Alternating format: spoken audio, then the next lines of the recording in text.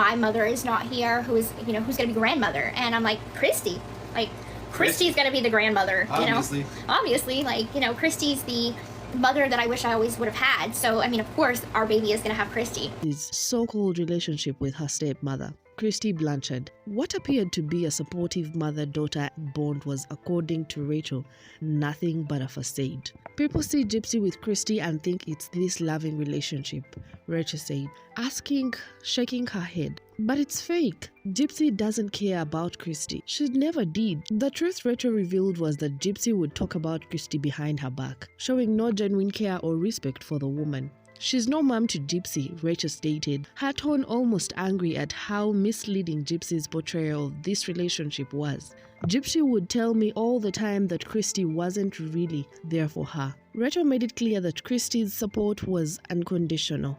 And the worst part, Kristy only showed up when there were cameras. Rachel made it clear that Kristy's support was conditional, a performance that matched Gypsy's own manipulative behavior. If there was media coverage, Kristy would be right there, smiling and pretending to care, Rachel continued. But behind closed doors, Gypsy was crying, trying to get through to her dad, and Kristy wouldn't even answer the phone. Rachel's account made it clear that Gypsy's life was all about maintaining appearances, whether it was her relationship with Kristy or how she portrayed herself to the public. Everything was carefully curated to present a version of herself that simply wasn't true.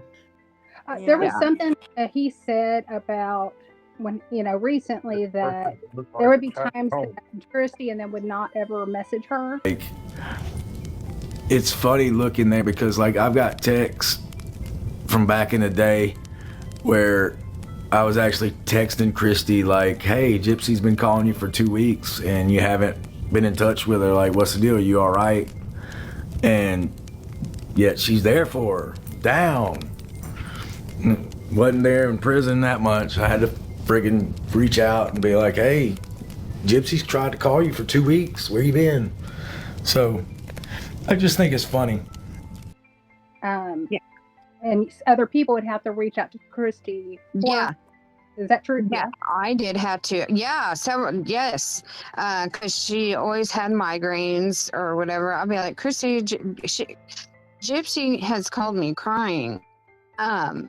Trying to get a hold of her dad, and Kristy's the only way to do that sometimes, and she would never answer the phone. But if there's a camera there, she's there. Rachel also didn't shy away from talking about Gypsy's father, Rod Blanchard, and his alleged infidelities. To Gypsy, these affairs were just another excuse to justify her own manipulative behavior. Gypsy told me that her dad had a lot of different relationships, Rachel explained, and she would use that as her reason. She would say, look, even my own dad lies and cheats, so why should I trust anyone? It was her way of rationalizing everything she did.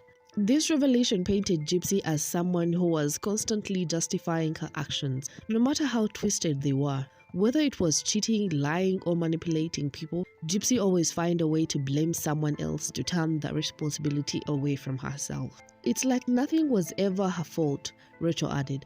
She'd always find someone else to blame, whether it was her dad, her mom, Kristy, or even me at one point. She never took responsibility. As far as I know, I mean, like, Rod had a lot of different relationships during the marriage, and then when with Kristy men or women? Or yeah, both? Women. Okay. Yeah, yeah. And then when Kristy went off and did Oh, it, you just never know, it's it was okay. a different story, How So do you know Gypsy that he told me had that- multiple relationships? So he's cheated on Kristy. Yeah, Gypsy told me. Did he try to hook up with Bree, the I parachute? don't know. Human parachute?